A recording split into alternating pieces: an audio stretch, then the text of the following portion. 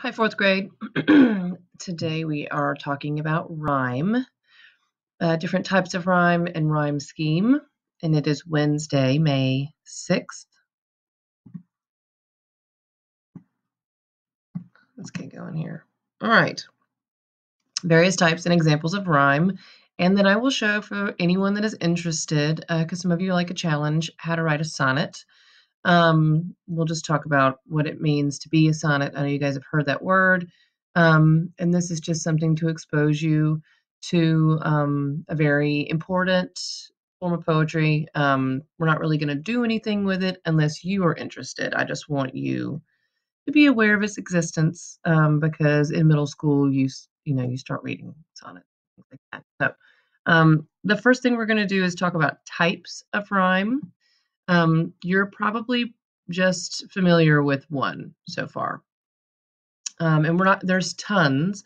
We're not going to go over all of them, but we are just going to do a couple. So the first one that you're the most familiar with is end rhyme.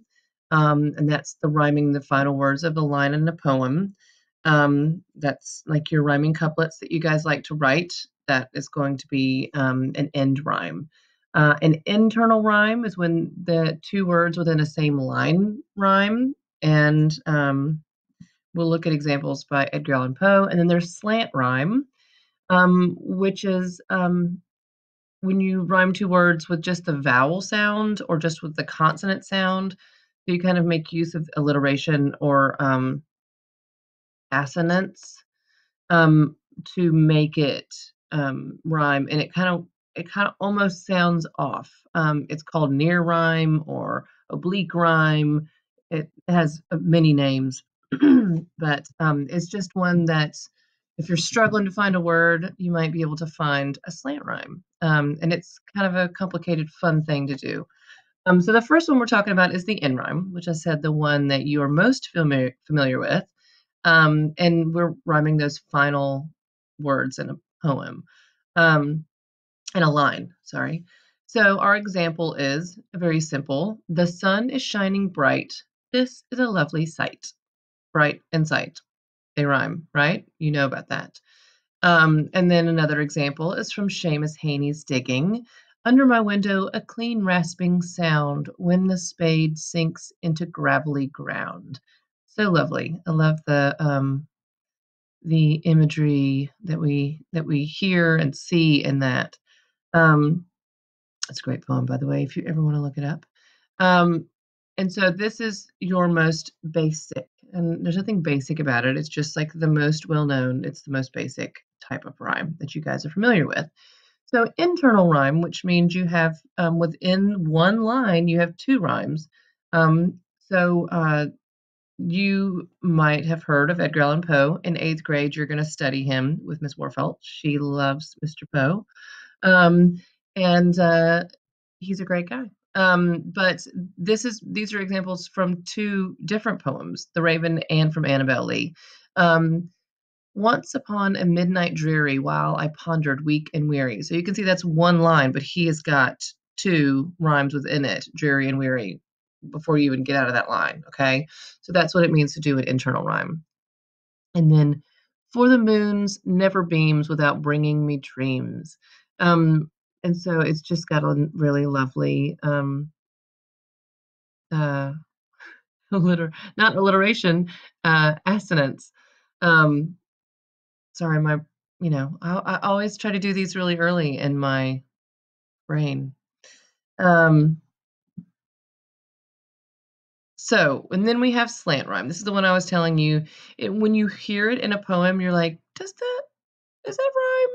But it does, and it makes use of the assonants and the consonants, because you're going to rhyme them with. It doesn't have the full word in common like bright and sight. The only thing different is the first consonant, right? But this one is like it says here: cat and sat are perfect rhymes. Cat and sad are slant rhymes because they both have the ah. They don't have that ending consonant sound together, but you can still rhyme them. It's a near rhyme, as they call it, oblique rhyme. So Between my finger and my thumb, the squat pen rests snug as a gun. So we've got that like the gun and thumb in there, so that rhymes. And it's just kind of it's a fun thing to do. So those are the three types that I just wanted to show you. And then now we're going to talk about how they fit in a poem. And that's called the rhyme scheme. So there are different ways to rhyme, and then there's different ways to lay it out as you look at the poem as you're going down, right? The first one is a couplet, one you are most familiar with, and that is a two-line stanza with the AA rhyme scheme, which is like AA, BB, CC, DT. So that means the first two rhyme, and then the second two rhyme together, and the third two rhyme together. And you guys are familiar with this. I know that you do this with Miss Stair. And they're called rhyming couplets, and they're very fun. And then we have our alternate rhyme scheme, which is ABAB. So instead of it being just two lines in a row to rhyme, you'll have a quatrain, which is four lines, and it'll be the first one rhymes, and then it skips down to the third one, and then the second one's going to rhyme with the fourth one. So we will look at examples of that. It just is, it's a little bit more complicated, and it stretches that sing-songy feeling out a little bit. So with the couplet gets it, you'll get that sing-songy feeling all together. This kind of widens that rhythm. And then we have a triplet, which is going to be three lines that rhyme together. And they're kind of fun. And then closed rhyme is just basically an ABBA. So that means the first line and the fourth line are going to rhyme, and then the second and third lines are going to rhyme. And they're like, I think Keats uses this a lot. So we are going to talk about the various types. Oh, move, Rachel. Here. Okay. So like I said, these are the end rhymes that you guys know about, and these are also they're couplets. So those two are going to rhyme together. And the most famous example might be Twinkle Twinkle Little Star, and the easiest to talk about. So Twinkle Twinkle Little Star, how I wonder what you are. And see, here we have AA, because these two rhyme, up above the world so high, like a diamond in the sky. B and B, right? So we know this. Y'all do it all the time. You're experts. And then we go to alternate rhyme, which just means we are going to alternate which ones rhyme together. So this is Invictus by William Ernest Henley. So, out of the night that covers me, black is the pit from pole to pole. I think whatever gods may be for my unconquerable soul. So we've got me and B. So that's A here and A here, and pole and soul. So B and B. So instead of having these two rhyme, we are going to have this one and this one rhyme. Okay. So it's something that if you guys, since your homework is going to be to write 6 lines of poetry, you might decide to change it up and not do a couplet, or you may want to do a couplet. It doesn't matter to me. You might want to stretch your wings and try to do one that is an alternate rhyme. Okay. The other is the triplet. And it's fun because you've got 3 in a row that rhyme. So you can go AAA, BBB, CCC. This is from Upon Julia's Clothes by Robert Herrick. And this has lovely imagery in it as well. When as in silks my Julia goes, then methinks how sweetly flows the liquefaction of her clothes. I love the liquefaction. That's just a crazy word. It's fun. So we've got goes, flows, and close. They all rhyme. We're all together in these 3 sentences. So that is a triplet rhyme.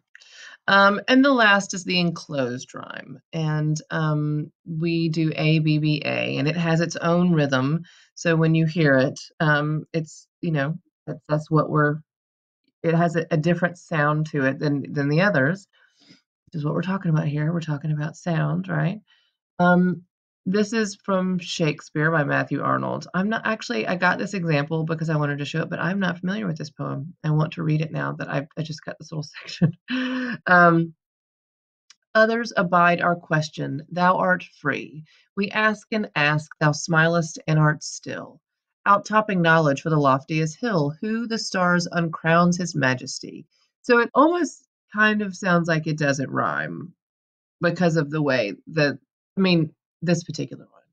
But if you look at it, we have free and majesty in lines 1 and 4, and hill and still and hill and b. The b's are going to be 2 and 3. So it's different. It's up to you what you would like to use. But I just wanted to show you because you guys have been so familiar with the couplets in the past and so familiar with the end rhymes in the past, to show you some examples of various types of rhyme. And there's crazy rhyme schemes. I mean, villanelles, and there's all of these kinds of things that, when you get to your college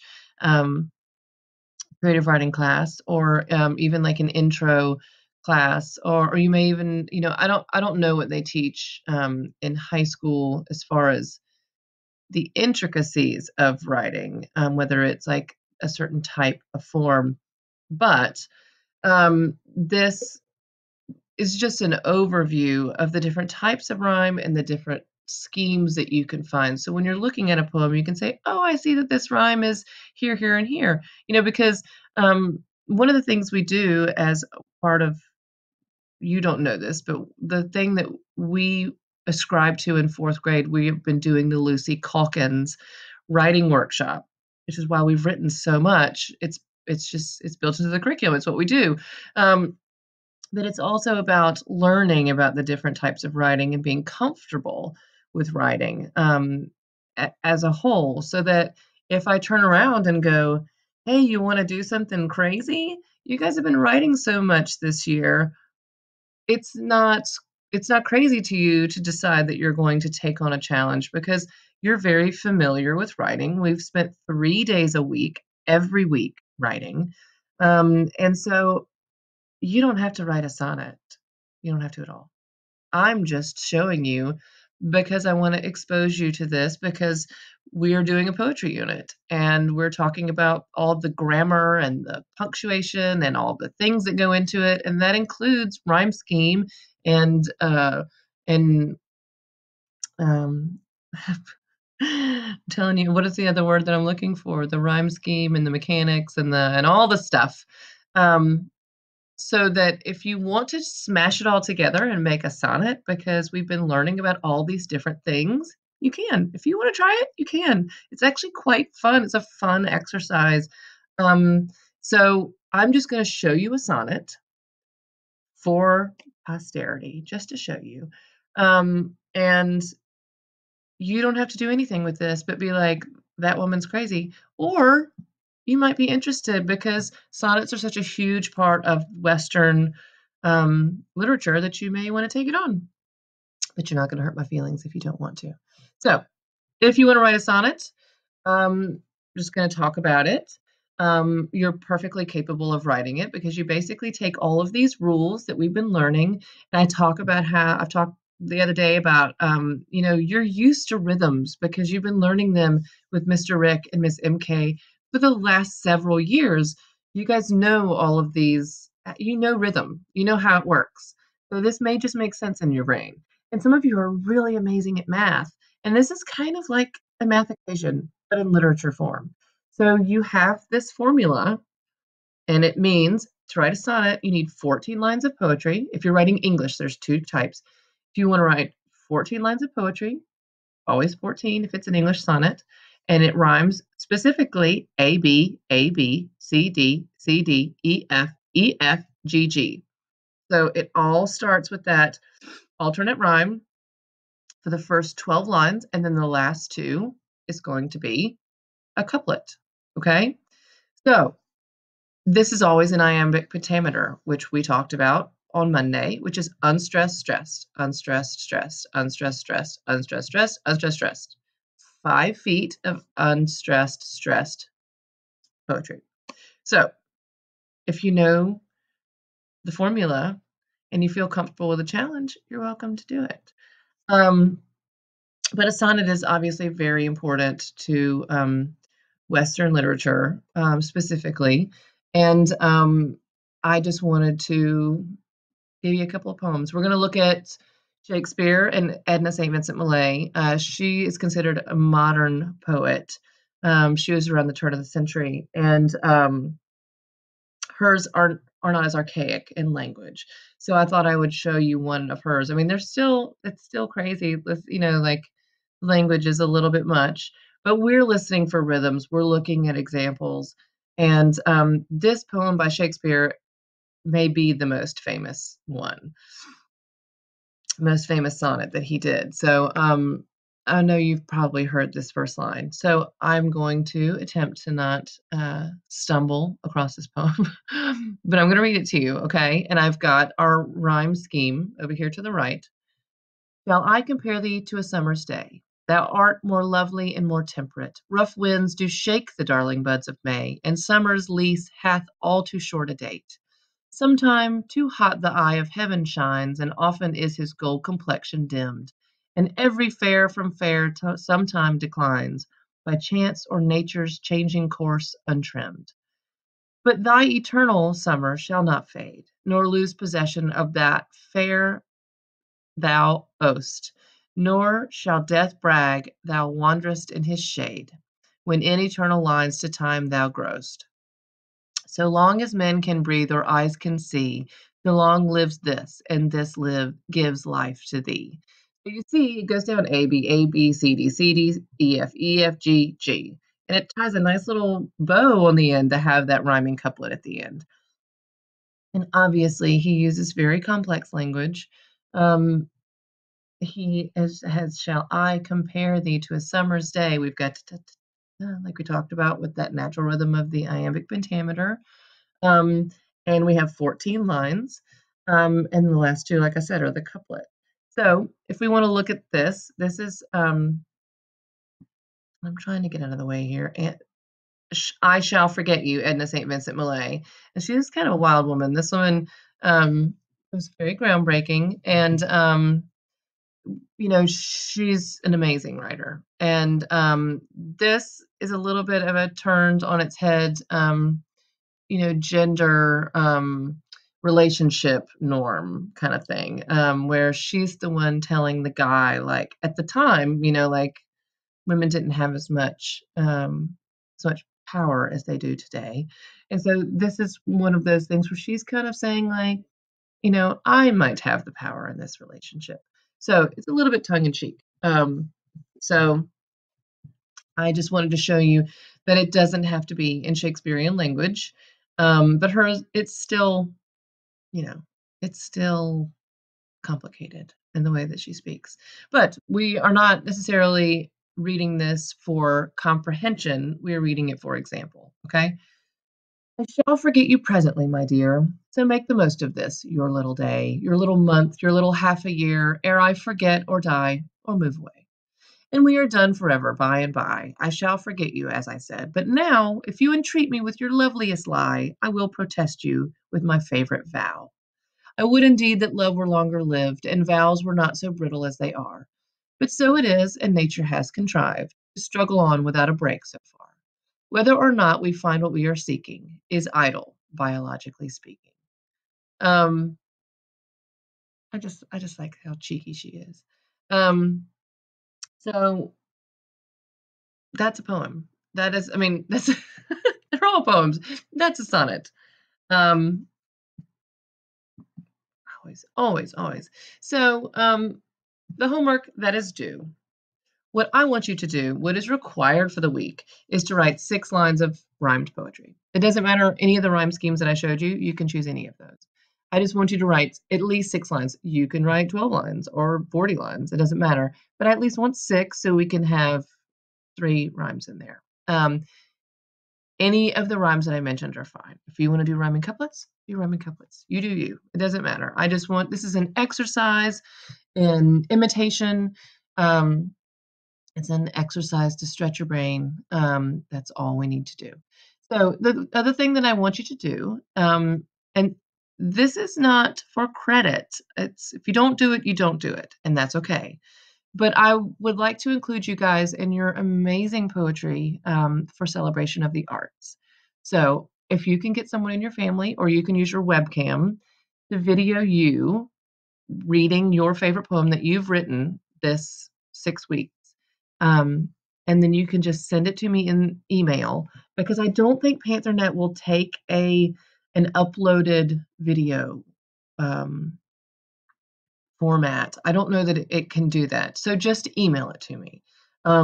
Or text it to me. It doesn't matter. If you guys have you'll have my phone number on PantherNet. You can just text it to me, because that's also an option. I just want to include you guys for celebration of the arts because of the amazing work that you've done. I am absolutely blown away with some of the poetry that you have sent in. It's thoughtful, it's super creative. I mean, each and every one of you has sent something to me that I just love, and I appreciate you doing this with me. And you have been game since day one, since we have started this writer's workshop, and I really appreciate it. I mean, I can't say how many times I've watched you guys stand up in front of the classroom, and I've been really impressed with the creativity that you guys have displayed. It's just awesome. So I want to show that to the rest of the school, because you guys are amazing. Um, like I said, not for a grade. If you don't turn it into me, that's okay, but I want to include you. So please turn it into me. All right. Um, the challenge work.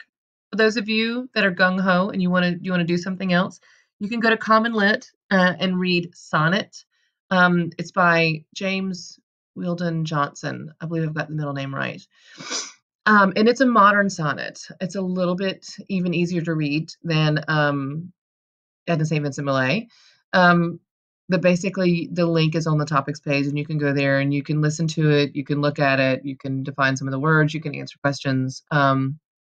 I think it's fun because it's it's uh I don't know that if he was a civil rights activist. I'm gonna have to I was reading about him the other day, and all the people are beginning to blur together in this day of the corona. Like I told you, this stuff is it's making my brain soggy. Um, but anyway, it's a great poem, and if you're interested, you can go do some extra work there. And the other thing is, if you want to write a sonnet, you want to test your metal, you can do that. You There's a worksheet that kind of lays it out for you on the topics page, that you can kind of open up and see, and it just reminds you this line is A, this line is B, this line is da da da da da. This is 14 lines. It might help you in doing that. And if none of you decide to do this, that's okay. I'm not requiring anyone write an English sonnet. But if you are interested in the challenge is there. Okay. And I would personally love to read it. So there's a way to upload it on PantherNet to me, or you can just email it to me. Either way. Um, so that is it for today. As always, let me know if you have any questions. I know we're getting towards the end of the 6 weeks. So if there's anything that you're missing, if there's anything you need from me, just please reach out and let me know, and let me know how I can help. Okay? I hope everyone is doing great, and can't wait to see you guys. Oop, I just hid my tools. What did I do that for?